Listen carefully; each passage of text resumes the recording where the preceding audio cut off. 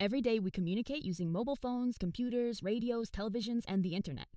But have you ever wondered, how does information actually travel from one place to another?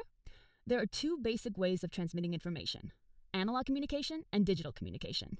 To understand the difference, let's start with a simple real-life example. Imagine Ananya is filling a glass with water. She can adjust the tap to any level: a tiny flow, a medium flow, or a full flow.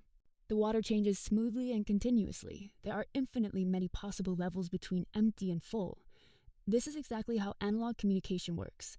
Information changes continuously. There are no sudden jumps. Every tiny change carries information.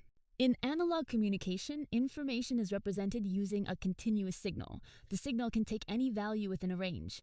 That is why analog signals appear as smooth waves.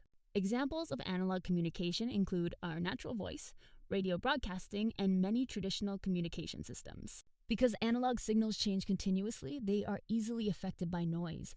Even a small amount of interference changes the signal.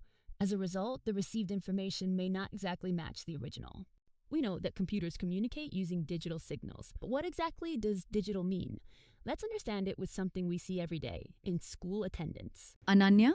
Present, ma'am. Priya? Notice something interesting. For every student, the teacher records only one of two possible answers, either present or absent. There is no option called half present or slightly absent. Every student has only two possible states. Digital communication works in exactly the same way. Instead of using present and absent, computers use 1 and 0. These two values are called binary digits or bits. Every piece of information, whether it's text, music, images, or videos, is ultimately represented using combinations of zeros and ones. Because digital communication has only two possible values, the signal doesn't change smoothly. Instead, it jumps between two fixed levels. A high voltage may represent 1, and a low voltage may represent 0. This creates the square-shaped digital signal used by computers. Suppose noise affects both analog and digital signals.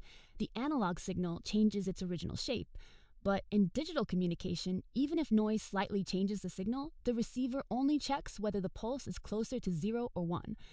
It regenerates a fresh digital signal. That's why digital communication is much more reliable. Modern computers, mobile phones, streaming platforms, and the internet all use digital communication